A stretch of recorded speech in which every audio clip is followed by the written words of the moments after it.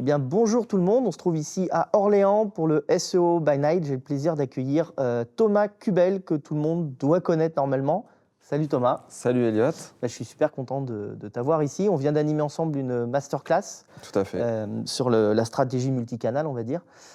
Pour les gens qui ne le savent pas, Thomas, je te suis depuis les années 2015, même voire un petit peu avant, avec Le Blab, Digital Gods, Souvenir, tout ça. avec Laurent Bourrelli. Voilà. Donc, tu as en quelque sorte influencé ma vision du SEO et ma manière de faire mon métier aujourd'hui. Donc, c'était aussi un petit clin d'œil sympa de faire la masterclass avec toi. Merci, ce ça me matin. touche beaucoup.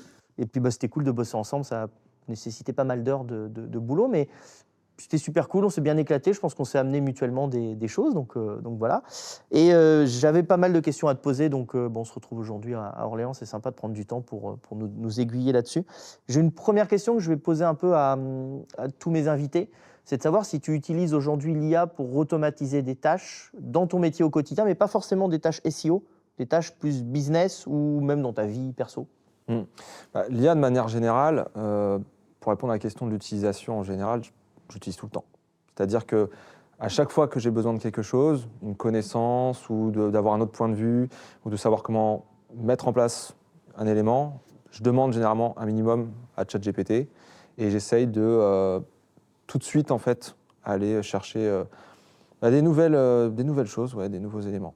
Après, au niveau des tâches en elles-mêmes, j'ai pas tout intégré parce que ça prend du temps de faire des tests, de la R&D, de trouver les bons outils aussi parce qu'il y a beaucoup de gens qui surfent sur l'IA et en fait qui proposent soit pas de l'IA ou soit une IA un peu bizarre, même pas forcément fonctionnelle des fois. On montrait une liste d'outils tout à l'heure et Oui, disais, voilà, par exemple. dans la cinquantaine d'outils, il y en a qu'une C'est ça. dizaine qui sont vraiment d'IA, le reste tourne autour, quoi. C'est ça. Donc ChatGPT, c'est vrai que c'est un peu un automatisme aujourd'hui. Dès que j'ai besoin de quelque chose, je vais là-dessus. Après, j'ai testé du Agent, du Eleven Labs, toutes ces choses-là pour faire des vidéos TikTok, Midjourney, etc. J'ai essayé aussi. Et l'idée, moi, ça va être de me faire, au niveau du business, on va dire à peu près dans 6 mois, 1 an, d'avoir ma petite armée, en quelque sorte, de bots IA qui vont aller remplacer, ou plutôt créer des postes, puisque je ne les ai pas aujourd'hui, je suis plutôt freelance, créer des postes de la gestion commerciale, la gestion marketing, support client, etc. Et donc, je vais essayer de prendre toutes les tâches et puis de les découper et de me dire où est-ce que l'IA peut aider à ce niveau-là. Soit au niveau total, ou soit juste en m'augmentant moi, en m'épaulant comme un associé en quelque sorte, pour essayer d'avancer. Donc, on va dire que je suis à 60% de la R&D et à peu près à 30% de la mise en place. Et l'idée, c'est monter à 80% sous 6 mois, 1 an. Quoi. De toute façon, on est qu'au début des outils IA et de la manière de l'utiliser, donc ça n'est qu'à venir. Mais voilà, tu lui demandes pas de faire des choses à proprement parler, tu l'utilises pour des micro-tâches, entre guillemets, qui n'ont pas de valeur ajoutée et qui vont pouvoir le faire à ta place, comme on a parlé tout à l'heure, aller scanner des données ou reprendre des choses. Il faut voir ce que tu veux obtenir. Parfois, l'IA va être très bonne, parfois, elle va être un peu moins bonne. Il faut essayer de trouver l'équilibre en fonction de tes besoins, comment tu dois l'utiliser, etc. Ok, merci pour cette réponse. Justement, on va parler SEO et IA, puisque c'est quand même un sujet du moment. Sur les 3 piliers du SEO, technique, contenu, popularité, est-ce que tu penses que l'IA va faire qu'un des contenus ou un des piliers va prendre plus de poids ? Par exemple, le contenu va avoir plus de poids ou le netlinking va avoir de plus en plus de poids. Et est-ce que tu penses que l'IA a un impact justement là-dessus, à moyen ou long terme ? Je pense que les 3 piliers seront toujours là. Après, je pense que de manière générale, dans les tâches qu'on a en technique, contenu, popularité, l'IA va nous aider à être plus efficace, à aller plus vite, à confirmer des choses, peut-être à trouver des idées aussi parfois. Maintenant, je pense effectivement que celui qui va peut-être le plus bouger, c'est la partie contenu, parce que c'est celui qui a changé le plus déjà depuis 1 an et demi que ChatGPT est sorti et que ça a été déversé sur le grand public. Je vois bien que y a des personnes qui rédigeaient genre 1 article, 2 articles par semaine. Et aujourd'hui, j'ai des personnes qui font les articles, les images, voire même des extractions parfois de certaines vidéos. Ils les mettent dans leur site et ils font 7 posts par jour.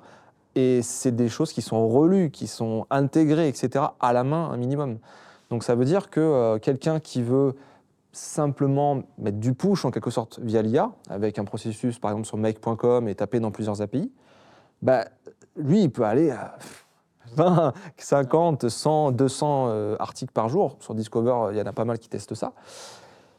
Mais ouais, si on reste sur le côté artisanal, déjà, je trouve que les gens se débrouillent pas mal. Et même sur des cas clients, tu vois, je pense à une cliente qui est dans l'hydroponie, bah, j'étais surpris quand je lui ai parlé d'IA, qu'elle me dise « Ah, mais on fait déjà des articles avec ChatGPT Ouais, », alors ça. qu'elle n'a pas du tout une notion technique, le SEO, tout ça, elle piche que dalle. Et ouais, j'ai trouvé ça vraiment très surprenant. Donc je pense que tout le monde va s'y mettre petit à petit et que le contenu va bouger. La popularité aussi, je pense, mine de rien un petit peu, mais pas sur les backlinks, sauf la rédaction éventuellement de l'article. Mais Oui, c'est ça bouge parce que c'est beaucoup plus simple de créer un article de basse qualité, mais qui va servir à faire du netlinking. voilà, mais les réseaux sociaux, tu vois, faire des posts LinkedIn, faire des posts beaucoup plus engageants, faire des belles images aussi, des choses comme ça, je pense que ça peut être vraiment très intéressant. Et peut-être même en termes de stratégie, ça permet d'avoir pas mal de choses aussi. Ok, merci. Alors justement, tu as commencé à parler de réseaux sociaux, donc plusieurs canaux d'acquisition. Le SEO n'en est qu'un parmi plein. Comment tu vois la place du SEO? Comment tu penses qu'il va se positionner par rapport justement à cette acquisition multicanal? C'était le sujet entre autres de notre masterclass, mais est-ce qu'à ton avis, il va prendre du poids ou être délaissé? Honnêtement, ça va être difficile de répondre parfaitement parce que, Au moins ta vision. bah, en fait, moi, ce que je constate, c'est qu'on avait le SEA, le SEO, les réseaux sociaux, l'emailing, etc., il y a quelques années. Il y a une dizaine d'années à peu près, moi, je voyais les clients, ils faisaient de l'argent à peu près avec tout ça. Aujourd'hui, je vois que les réseaux sociaux, c'est un petit peu en arrière. C'est-à-dire que ça rapporte un petit peu de vie et tout, mais il y a moins d'interaction. On est plus dans une ère à la TikTok avec des médias sociaux, des échanges qui sont sur la plateforme et qui restent sur la plateforme et qui ne vont pas vers le site. Donc, le SEA, le SEO a toujours sa place aujourd'hui, l'emailing aussi, sauf que le SEO, avec l'IA, forcément, ben, on a beaucoup plus de contenu, beaucoup plus de concurrence. Ça veut dire aussi qu'on met aussi toutes les personnes qui utilisent l'IA à peu près au même niveau de, comment dire, de création de contenu, de matière. Tu vois, à Oui, il n'y a pas proposer. besoin d'une expertise énorme pour utiliser l'IA en fait. Bah, c'est ça, c'est qu'à partir du moment où tu sais utiliser, faire des prompts, etc., à peu près corrects, dialoguer avec l'IA, machin, Et là, bah, déjà, à mon avis, tu es la dans 10, connaissance n'est plus un problème pour toi. C'est ouais, l'IA qui dit, en fait, qui t'es- génère. t'es dans 10% des utilisateurs. Déjà, faire un prompt, Oui. c'est évolué pour certains utilisateurs qui posent juste une question. Donc, aller au-delà du prompt, tu as encore de moins en moins de personnes. Et pourtant, sans prompt, ça sort déjà des fois des bonnes choses, quoi. Totalement. Et c'est vrai que je pense qu'avec tout ce qui va sortir en plus avec l'IA générative sur Google ou sur d'autres outils, mine de rien, on parlait de moteur de réponse il y a quelques années. Le moteur de réponse, je pense qu'il est presque là. C'est-à-dire qu'on va faire de la personnalisation à l'extrême grâce à l'IA. Après, est-ce qu'elle va être bonne ou pas? L'avenir nous le dira. Google SGE, par exemple, qui va sans doute bientôt sortir. Il est sorti dans d'autres pays, mais pas encore en Europe. Peut-être que il va se planter. Peut-être que, tu vois, juste pour la langue française, tout ce que nous, on souhaite avoir en tant que citoyens européens, etc., on n'est peut-être pas du tout au même degré comment dire, d'objectif qualité, tu vois, par rapport aux US. Ça se trouve, ça va pas du tout nous plaire. On va pas vouloir que ça change nos habitudes. Et puis, on va le délaisser. Puis, ça va finir onglet comme sur Bing, tu vois. On ne sait pas trop. Donc, je te dirais, ça peut changer du tout au tout, comme ça peut juste avoir quelques petits impacts dans certains domaines. Donc on verra bien, l'avenir nous le dira. Mais je pense que ça aura un impact quand même. Parce que c'est quand même une révolution. Ça fait longtemps que j'ai pas vu un truc qui m'a fait un effet waouh, en fait. Ouais, oui, Donc, autant. je pense Premier que, pas ouais. sur la Lune. Voilà, ça a touché le grand ouverture public. Tu vois, j'ai mes d'Internet, ouais. cousins qui m'en parlent, ils sont pas dans le domaine de l'informatique. Ah oui, complètement, ouais. Donc, ouais, je pense qu'une fois que tout le monde l'aura en fait devant ses yeux sur Google, ils vont se dire, mais c'est quoi ce truc-là? Tu vois. Et pareil, ensuite, ils vont aller creuser d'autres outils à côté. Ouais, puis on l'a déjà sur Skype, même si tout le monde n'utilise pas, mais on l'a sur Bing, sur Skype. Totalement. Bientôt, dans tous les outils un peu Word, Excel et tous les clouds de ce type en ligne, tu auras un petit assistant IA qui va venir t'aider, quoi. C'est ça. Justement, là, tu as parlé de plusieurs canaux dans la stratégie. Est-ce que tu as des exemples de types de canaux que tu utilises et comment tu les mixes entre eux, comment tu les coordonnes pour faire une stratégie un peu globale, quoi? Alors la stratégie globale qui revient souvent, c'est on commence avec du SEA, pour un site qui veut démarrer en tout cas. Hein. On commence avec du SEA parce que on met de l'argent sur la table, ça décolle. Mais parallèlement à ça, on met le SEO. Comme ça, pendant que le SEO monte de manière linéaire, ça va remplacer petit à petit certaines requêtes qu'on vise ou certains besoins qu'on vise avec la campagne publicitaire. Et une fois que ces deux-là sont installés, généralement on est à 50-50, on se demande quels sont les canaux pour cette thématique qui pourrait être intéressant. Mais là, ça change du tout au tout. C'est-à-dire que L'emailing, généralement, tu peux faire beaucoup de choses. Donc l'emailing, on le met assez rapidement, surtout sur l'e-commerce. On fait de la relance panier, on fait des choses transactionnelles et puis aussi des campagnes à côté. Et le content marketing revient quand même assez rapidement. Je trouve que personnellement, j'arrive en fait à éduquer les gens sur ce sujet-là. D'ailleurs, on l'a abordé dans notre conférence. Et le content marketing permet de faire du SEO, mais permet aussi de lancer de l'emailing. Parce que quand tu veux faire du lead magnet, e-book, livre blanc, bah, tu as besoin de capturer du mail. Si tu as fait une stratégie avant, comme on l'a indiqué, et que tu as décliné tes contenus par sujet, c'est évident. Ouais. Voilà, ça suit, quoi. Totalement. Et après, les réseaux sociaux, bah, tu en as qui vont vachement fonctionner, d'autres pas du tout. Tu prends Pinterest, par exemple, pour certains sites, ça me rapporte beaucoup de trafic. Tu prends Facebook, ça me rapporte plus rien. Twitter, dans la tech, tout ça, les trucs spécialisés, ça marche plutôt bien, mais dans certains secteurs, ça marche pas du tout. C'est le fameux prisme de la conversation où il faut aller discuter où se trouve. Donc le prisme, il est énorme, ça va de Reddit à Twitter, à LinkedIn, à YouTube. Et même il y a des forums, on en parlait dans la masterclass, il y a des forums où tu vas trouver ta cible dessus, quoi. Totalement. Il faut faire son propre prisme et faire en sorte de découvrir les lieux chauds et comment on va parler avec ces gens-là. Mais c'est vraiment un travail de test et un travail de longue haleine parce que ça évolue en plus tout le temps. Il faut connaître ton audience. Oui, puis les flux, en fait, des fois se déversent un peu plus pendant un certain moment à certains endroits. Peut-être qu'ils sont abandonnés puis repris peut-être 5 ans plus tard. Tu prends Reddit, par exemple. Aux États-Unis, ça marche plutôt bien. Tu prends en France, c'est timide. Quora, pareil. Yahoo Answer, etc. C'est un peu pareil il y a quelques années. Peut-être qu'un jour, tu vois, les gens vont se mettre à Reddit. C'est une surveillance de tous les jours. C'est un effet mode aussi. Totalement. Tu prends par exemple les outils, ça, j'en ai accompagné quand même pas mal en B2B. Product Hunt, Capterra, le groupe Gartner. C'est bête, mais ça rapporte de l'argent. Tu es dans leur classement, tu peux même payer du publicitaire. Et tu te dis, bah, les gens, ils vont sur l'annuaire de Capterra ou je ne sais quoi, et puis ils cliquent sur le logiciel qui est en haut de la liste. Bah, ça te fait la conversion quasiment directe. Il y en a qui servent justement de cet annuaire pour voir quels sont les outils à la mode, les tools sympas, faire leur marché, et puis si tu as la bonne accroche et le bon public. C'est ça. Donc généralement, voilà, je pars du SEO parce que ça reste mon métier à la base, mais je vais rapidement sur essayer de parler avec mes partenaires, parce que j'ai un réseau de professionnels autour de moi, et puis j'essaie de leur présenter le projet et leur demander bah, c'est quoi votre vision là-dessus, qu'est-ce que vous voyez bien en fait, en termes de canal, de campagne, etc.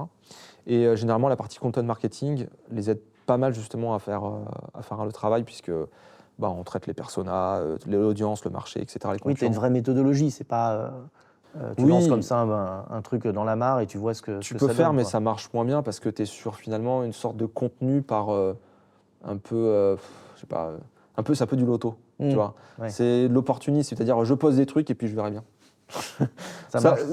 Ouais, il y a des gens pour qui ça marche et ils arrivent à trouver leur audience. Tu prends Seth Godin, par exemple.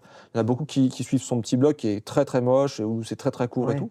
Mais parce que Seth Godin a fait de grandes choses, bah, il voit dans les articles de blog une espèce d'état d'esprit. Ils essaient de dire, il y a un truc philosophique à comprendre, etc. Ils vont chercher au-delà, quoi. C'est un peu bizarre. Ok, bah, c'est une bonne... Branding. C'est sympa. Ouais. Très bien. Tu as parlé aussi de publicité, donc de SEA. Tu coordonnes souvent le SEA avec le SEO. Comment tu vois les deux ensemble? Et puis, tu sais, la fameuse question, c'est est-ce que le SEA va booster ton SEO? Alors, le SEA, moi, j'en fais pas. C'est-à-dire que tu me mets sur Google Ads, je connais à peu près comment ça fonctionne, mais voilà, faire des campagnes, être toute la journée dessus, c'est non. Et pareil pour le reste, je connais les grandes lignes, mais plus pour avoir, on va dire, les solutions en tant que chef de projet, pas exécutant. L'exécutant, généralement, c'est un prestataire autour.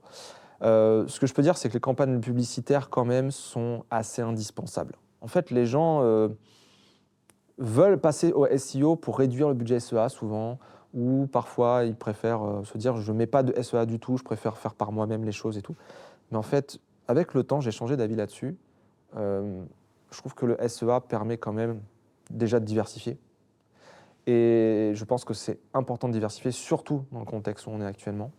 Parce que tu as un changement majeur, même en SEO, réseau social ou je ne sais quoi, tu as quand même de la pub qui te ramène du monde. Donc avoir travaillé ça, trouver son audience, les traquer avec les pixels, les choses comme ça, c'est hyper important. Puis ça a un côté immédiat qui est cool pour Totalement. pour T'as le un moment test, de creux, voilà, tu pour le le boostes. pour le debug. Même pour le debug, tu as lancé une page, le SEO, tu vas mettre peut-être quelques semaines ou jours pour voir si tu n'as pas eu un souci ou quoi.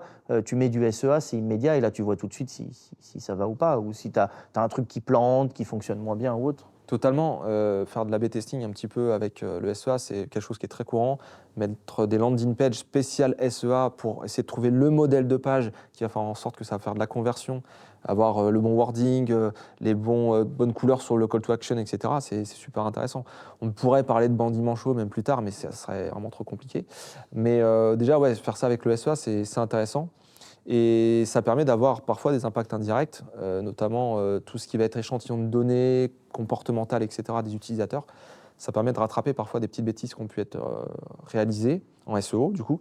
Ouais, par exemple, si tu ranks sur de mauvais mots-clés en SEO, tu vas venir casser un peu la bonne expérience. Vu que l'utilisateur il tombe sur une page qui le concerne moins, tu vas envoyer de mauvais signaux, donc tu perds comment dire, des points en plus ou du bonus vis-à-vis de Google. C'est vrai que si tu fais de la pub sur les bons mots-clés, tu vas compenser ça. C'est ça, ouais. Et puis, c'est vrai que c'est difficile quand tu es en deuxième ou troisième page de remonter.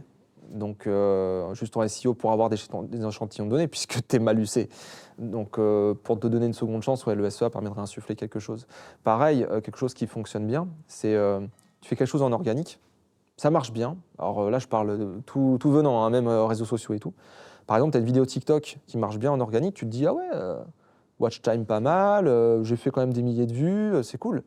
Tu mets un coup de pub en te basant sur l'audience de cette vidéo qui a bien marché. Et tu peux le faire sur Meta Ads, etc. Et ça te permet de tout de suite avoir des résultats à niveau SEA et de toucher surtout les bonnes cibles. Et il y a des choses comme ça qui sont assez intéressantes en SEA. Ah, ça donne des bonnes pistes. Après, tu peux pas gérer tous les sujets. Ça, c'est un truc que j'ai bien remarqué. Ça. Si tu es généraliste, tu restes généraliste. Oui, moi, tu vois, je m'occupe du SEO, le content marketing, je fais du conseil stratégique général, pas mal de techniques aussi, mais tu vois, le SEA, l'analytique, tous ces trucs-là, je le laisse aux experts. Mais il y a un truc intéressant dans ce que tu nous dis, c'est que tu es capable de dialoguer avec tous ces experts, tu connais leur métier, tu sais ce qu'ils font. Totalement. Ok, tu connais ta limite, où est-ce que toi, ton expertise s'arrête, mais tu es capable de dire à ton client et d'avoir des experts autour de la table et de trouver un peu ce que chacun peut amener au projet global, quoi. C'est ça. Ok, bah super, c'est super intéressant comme données. Je voulais aborder avec toi 2 points qui ne sont pas hypothétiques, mais qui sont un peu visionnaires. C'est la DMA qui est attendue sur le SEO local, donc sur les anciennes fiches Google My Business. Est-ce que tu peux nous donner un petit peu ton avis ou ton ressentiment sur le sujet? Et puis juste après, on abordera SGE, le fameux. Le Digital Market Act, je trouve qu'on peut le prendre un petit peu comme tous les sujets un peu politiques, économiques, autour de Google, autour des GAFAM, etc. Je trouve que déjà, il faut se dire que la plupart en fait, de ces directives ne vont pas être mises en place tout de suite. Je veux dire, tu vois, là, on est à une certaine date, dans 3 jours, ça ne va pas sortir. Ce n'est pas parce qu'on l'a annoncé que ça va sortir tout de suite. Donc, je pense qu'on a déjà un petit peu de temps avant que ça soit mis en place. Ensuite, je pense qu'on ne sait pas comment ça va se matérialiser, puisque Google, lui, tu sais, entre guillemets, il s'en fiche un petit peu. Tu sais, il gagne, je crois que c'est 350 000 € par minute. C'était 150 000 € il y a 10 ans. C'est des sommes colossales à chaque fois. Ouais, bon, je crois que c'est 22 millions par heure. Donc, je vais te dire, les amendes de l'Union européenne ou je ne sais quoi, oui, ils s'en fichent un petit peu. Ouais, c'est ça. Même quand en ads, il se fait condamner parce que le ads ou le annonce est trop petit, oui. Il le remet un peu plus gros, il paye et voilà, c'était la journée de ça, bénéf. Même les bannières, tu sais, qui se mettent à côté du moteur de recherche. Mais qui dit ça, quoi, ouais. En fait, les gens qui sont très, très impliqués, ils sont minoritaires, en fait. Donc, ah oui, Google a été condamné. Ah, c'est super. Mais la plupart des gens ne le voient pas, quoi. Ne le voient pas et continuent leur recherche. Ils s'en foutent, en fait. Donc, au final, Google, tu sais, il va jouer la montre. Je ne suis pas sûr que ça va nous impacter tant que ça. Je ne pense pas qu'il faut avoir peur, que ce soit pour Business Profile ou que ce soit pour un autre sujet. Ça va se faire progressivement et de toute manière, on s'adaptera. Il ne faut pas oublier aussi que Google est un service apprécié, mine de rien. Les gens, même s'ils remarquent, je pense, ces derniers temps, une baisse de qualité à certains endroits, My Business, moi, je l'utilise très souvent. Je veux rechercher un resto avec des bons avis, etc. Super cool. Ouais. Même les personnes qui payent pour apparaître là-dedans, c'est beaucoup plus simple. Moi, tu vois, mon voisin, il est électricien. Je lui ai conseillé de mettre un peu de pub dans les moments de creux parce qu'il sera devant son concurrent qui est aussi bon que lui. Tu vois, il n'est pas plus mauvais, l'autre, mais je trouve que c'est un bon moyen, en fait, pour les entreprises. Ça casserait, en fait, l'économie, parfois, de dire allez, on arrête les choses, rien que le RGPD, tu vois. C'est un sujet un peu politique aussi. Il y a plein de gens qui ont fait des bêtises. Mais au final, le RGPD, nous les marketeurs, ça nous embête. Au niveau des stats, tout est biaisé. On sait plus ce qu'on analyse. Ouais, moi franchement, ça me saoule aujourd'hui. Même GA4, tu vois, sans même parler de l'interface qui est immonde et tout, j'aime pas travailler là-dessus parce que je trouve qu'on a toujours quelque chose de faux. On était sur du réel avant, maintenant on est sur de l'estimé, en fait, un peu mieux que les outils SEMrush, Alloscan, etc. Mais ça reste de l'estimé, en fait. Tu as toujours un delta, moins 10% en moins, moins 20% en moins, parce que les gens ne cliquent pas sur la bannière, ou parce que le truc déconne, ou je ne sais quoi. Donc voilà, My Business Profile, tous les sujets autour de ça, et politique, je pense qu'il faut attendre d'y être, et puis ne pas mettre la charrue avant les bœufs, finalement, quoi. Ok, donc c'est un peu le même sujet pour SGE.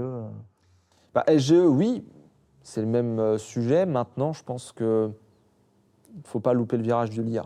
C'est-à-dire qu'il faut comprendre comment ça fonctionne, il faut comprendre comment l'utiliser.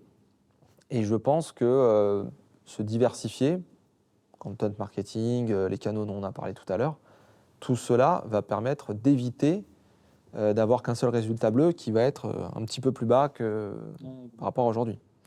Après, Google SGE, qu'est-ce que ça va donner? On a quelques pistes, mais encore une fois, en France, en Europe, et puis comment ça va être accepté par les gens, comment ils vont l'utiliser. Puis mine de rien, il va sans doute y avoir des mises à jour de tout ça. ChatGPT a des mises à jour, donc SGE aussi aura des mises à jour. Comment ça va se matérialiser? Aujourd'hui, on a quelques pistes. Demain, ça se trouve, il va faire du café, le truc. Tu vois, il va l'envoyer à, je sais pas, bon, pas Alexa parce que c'est Amazon, mais à la Google Oui, on est Home comme ou je sais pas quoi, là. Comme l'IA, on est au début Ouais. on est au début du sujet, quoi. Faudra suivre l'humain, je pense, mine de rien, parce que tu sais, l'humain, moi j'ai toujours pensé qu'il revenait un petit peu aux bases à terme. Tu vois, sur d'autres sujets qui ne concernent pas le SEO, il y a quelques années, on disait que c'était super, certains sujets, tu vois, et puis plus tard, on se dit, ah bah finalement, on n'aurait pas dû. Je pense que ça va faire un petit peu pareil. Ça fonctionne, tu vois, par cycle, et il y a des effets de mode. Ça suit un peu partout. l'usage aussi, quoi. Oui, voilà. Pareil, tu vois, TikTok, toutes ces choses-là, c'est super bien. Mais tu vois, on revient par rapport aux écrans aussi. Les écrans, moi, je vois beaucoup de personnes qui ont des boîtes chez eux avec un timer dessus. Ils mettent leur téléphone quand ils rentrent chez eux, ils mettent le timer. Et ils l'ouvrent au moment, ou sinon ils mettent l'application, tu sais. Bon, après, ça, on peut pas trop l'utiliser parce que c'est facilement hackable, entre guillemets. Tu as juste à dire, ah bah, désactiver, c'est fini. Mais tu vois, l'idée de la boîte, j'ai des gens qui se font une détox comme ça. Et quand tu vois que beaucoup d'études scientifiques montrent qu'il faut éviter d'être tout le temps sur les réseaux sociaux parce qu'au niveau mental, tout ça, ça fait des choses, tu te dis, est-ce que tu veux demain, allez, rentrer chez toi, ok Google, allume-moi les lampes, ok Google, prépare-moi le repas. Et toi, l'IA, va me calculer ceci que j'ai fait tout à l'heure à mon bureau. Je ne me vois pas parler comme ça. Ouais. On est un petit peu dans un truc de science-fiction et je pense que l'être humain, il pètera une pile au bout d'un moment. Et je pense qu'il faudra mettre un cadre. D'ailleurs, c'est un petit peu l'histoire de l'IA, est-ce que c'est dangereux ou pas, tu vois. Je pense que là, il y a une vraie période où il va falloir se dire, est-ce que c'est à cadrer ou à pas cadrer. C'est bien technologiquement de ne pas le cadrer, mais de l'autre côté, ça peut être hyper dangereux pour beaucoup de monde. Ok, l'avenir nous le dira. Nous le dira, comme d'habitude.